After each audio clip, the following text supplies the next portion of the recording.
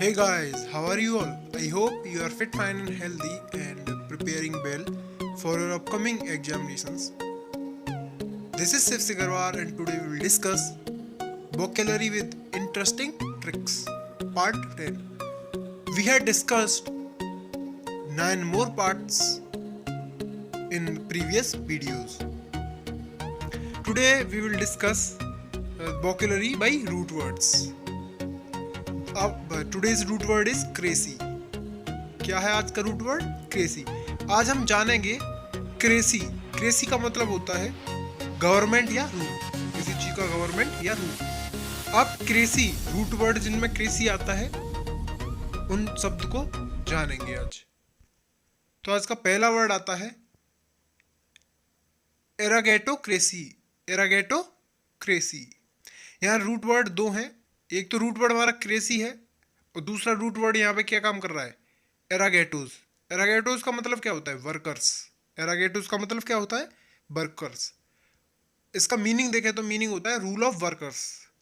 मजदूर शाही या फिर मजदूरों की गवर्नमेंट. क्या?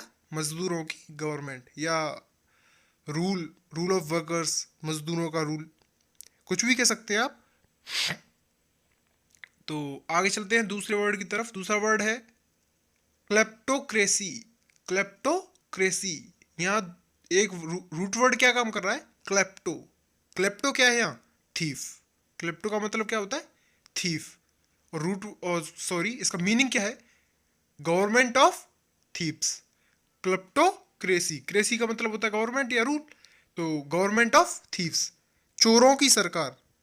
चोरों की सरकार, जैसे कांग्रेस थी, चोरों की सरकार. आगे चलते हैं तीसरे वर्ड पर, नियोक्रेसी. नियो.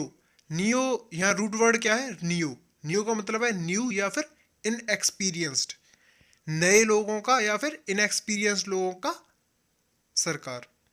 तो मीनिंग है इसका गवर्नमेंट ऑफ इनएक्सपीरियंस्ड पीपल, नवीन लोगों का राज्य या नवीन लोगों की सरकार. चौथे वर्ड पर आते हैं मोवोक्रेसी. क्या है? मोवोक्रेसी. यह रूट वर्ड है अनकंट्रोल्ड क्राउड. मोवो का मतलब क्या है? Uncontrolled crowd. तो क्रेसी का मतलब होता है गवर्नमेंट या rule, rule of uncontrolled crowd.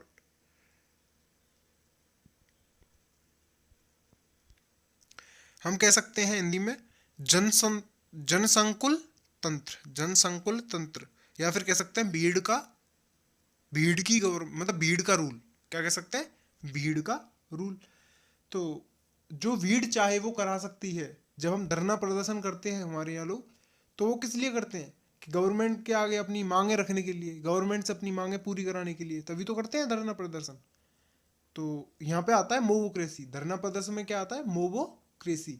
जो लोग धरना प्रदर्शन करके अब सरकार से अपनी बात मनवा लेते हैं या फिर अपना रूल चला लेते हैं, तो उन्हें कहते हैं मोवोक्रेसी, भीड़ का रूल. या फिर आगे चलते हैं पांचवें वर्ड की तरफ, ओक्लोक्रेसी. ओक्लो, यहाँ पे ओक्लो एक वर्ड है, ओक्लो. ओक्लो का मतलब क्या है? ओक्लो का मतलब है मूव. क्या? मूव. मूव का मतलब है भीड़, भीड़ तंत्र. भीड़ तंत्र. ओक्लो का मतलब भी क्या हो गया? भीड़ तंत्र. तो ये कैसी गवर्नमेंट है? Government of uncontrolled crowd. किसका? भीड़ की गवर्नमेंट. ये भी मोवोक्रेसी का ही दूसरा सिनोनियम है ये, मोवोक्रेसी का, ओक्लोक्रेसी. आगे चलते हैं छठवें वर्ड की तरफ, स्ट्रेटोक्रेसी. यहाँ पर रूट वर्ड काम कर रहा है स्ट्रेटोस. स्ट्रेटोस का मतलब क्या है? आर्मी. आर्मी, फौजी. तो यहाँ कह सकते हैं हम the government of army, the government of army या फिर फौजी सरकार, सैनिकों का शासन या फिर फौजी हुकूमत. तो ये क्या है? स्टेटोक्रेसी. आप स्टेटोक्रेसी को कैसे याद रख सकते हो? आप याद रख सकते हो कि फौजी कानून लगा देते हैं तो वहाँ फौजियों की सरकार बन जाती है. तो government of army, that is government of army. जैसे पाकिस्तान में चल रहा था कुछ साल तक मिलिट्री रूल, ऐसे ही होता है. या फिर मिलिट्री रूल भी कह सकते हैं, रूल बाई आर्मी या फिर मिलिट्री. तो हाँ, आपको एक बात बतानी है. जो आर्मी और मिलिट्री वर्ड है दोनों अलग अलग वर्ड हैं, एक ही चीज़ के लिए यूज़ नहीं होते।